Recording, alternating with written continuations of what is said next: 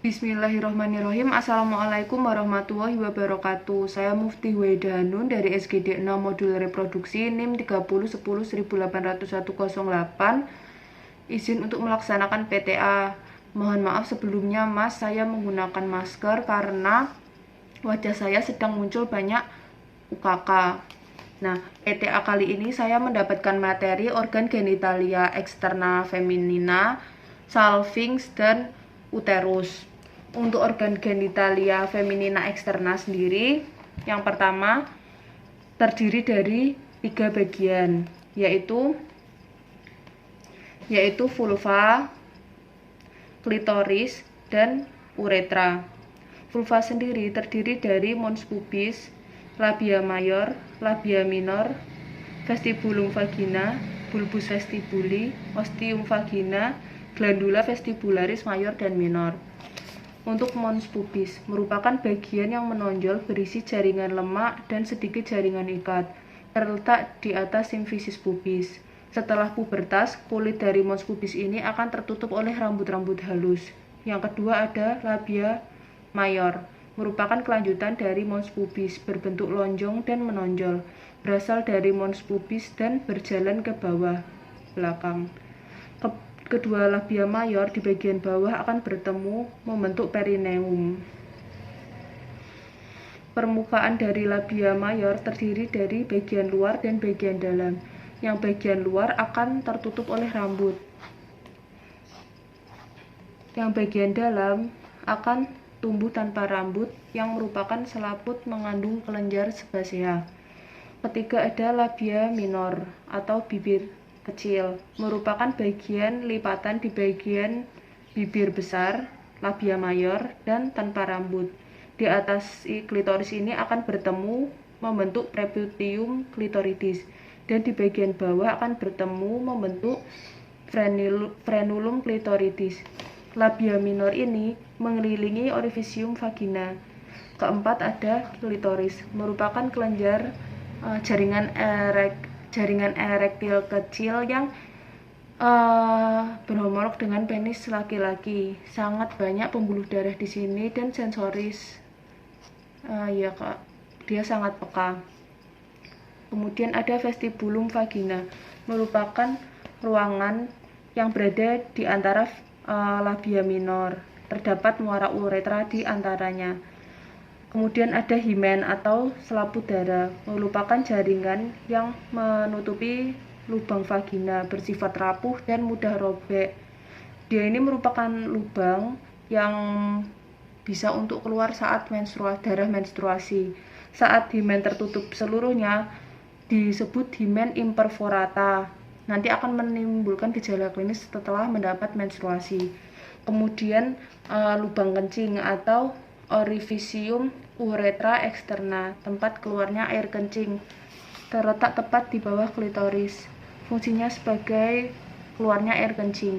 Kemudian ada perineum, terletak di antara vulva dan anus, panjangnya kurang lebih 3 cm. Terdapat otot-otot yang penting di sini seperti sphincter ani eksterna dan interna.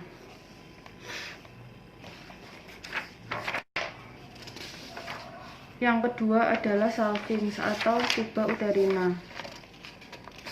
Tuba uterina menempati tepi kranial dan di dalam 2 lembar dari ligamentum latum. Terdiri atas 4 bagian. Yang pertama adalah pars uterina, isthmus tuba uterina, ampula tuba uterina, dan infundibulum tuba uterina. Pars uterina letaknya itu intramural, lumennya paling sempit dan membuka dalam lumen uterus sebagai ostium uterina tubae. Yang kedua adalah bagian isthmus tuba uterina, terbentang dari uterus secara horizontal sampai setinggi ekstremitas uterina ovarii. Dindingnya tebal tetapi lumennya juga lebar, lebih dari pars uterina. Ketiga ada bagian ampula, merupakan bagian yang terpanjang dari tuba uterina. Lumennya juga terlebar, dindingnya paling tipis dibandingkan bagian lainnya dan terlihat lebih berkelok-kelok. Di sini merupakan tempat terjadinya fertilisasi. Bagian keempat adalah infundibulum tuba uterina. Batas infundibulum dengan ampula menyempit. Bentuknya seperti corong yang membuka ke ovarium, disebut ostium abdominale tuba uterina. Pada tepi ostium ini terdapat prosesus disebut fimbriae tubae. Nah, ada satu fimbriae yang paling besar, yaitu fimbria ovarica.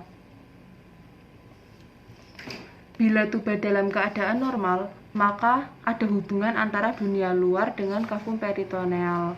Untuk perdarahan arterinya, arteri-arteri untuk tuba uterina dilepaskan dari arteri uterina dan arteria ovarium. Kemudian untuk vena dan limfonya, vena-vena tuba uterina mencurahkan isinya ke dalam vena uterina dan vena ovarica. Pembuluh-pembuluh limfo ditampung oleh nodi limfoi lumbales. Inervasinya sebagian berasal dari plexus ovaricus dan plexus uterina. Yang ketiga adalah uterus. Uterus atau yang biasa disebut dengan histera adalah organ muskuler berbentuk seperti buah pir. Terletak di pelvis minor pada wanita yang tidak hamil. Berfungsi untuk tempat implantasi dari blastosit, jalan lahir, dan tempat tumbuhnya janin. Uterus sendiri memiliki beberapa lapisan, yaitu perimetrium adalah peritoneum yang melapisi uterus. Kedua ada myometrium, merupakan lapisan otot uterus.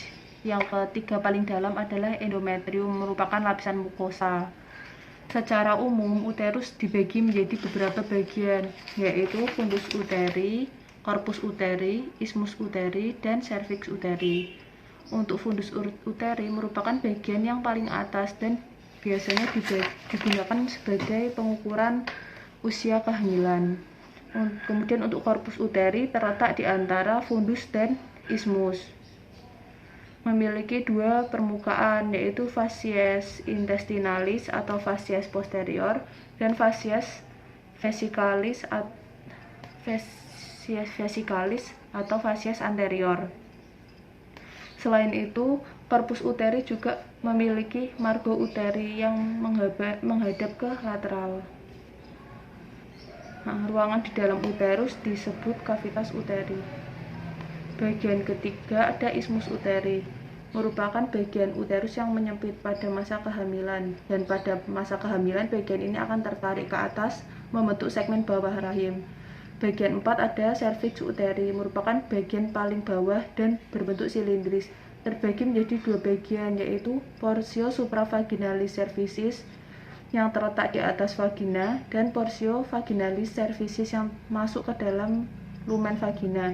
Di dalam cervix terdapat sebuah saluran yang disebut canalis cervicis yang nantinya akan ke arah superior berhubungan dengan cavitas uteri melalui ostium uteri interna, dan ke arah inferior berhubungan dengan lumen vagina melalui ostium uteri.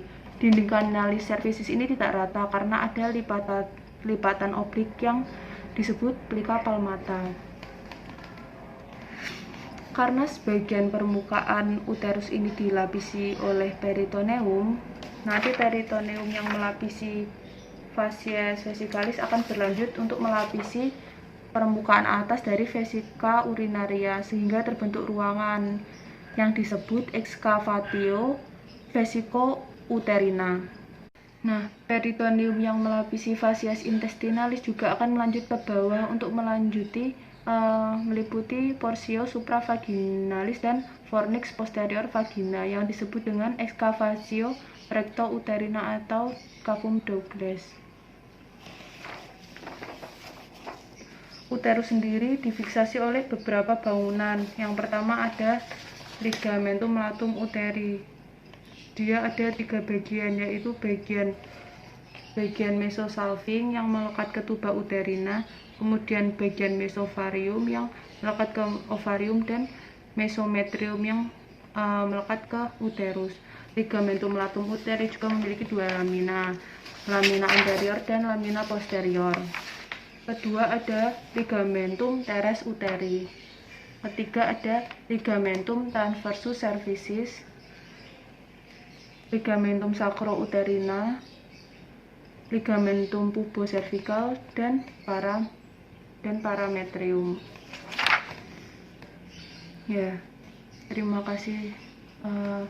Mohon maaf apabila ada kesalahan. Wassalamualaikum warahmatullahi wabarakatuh.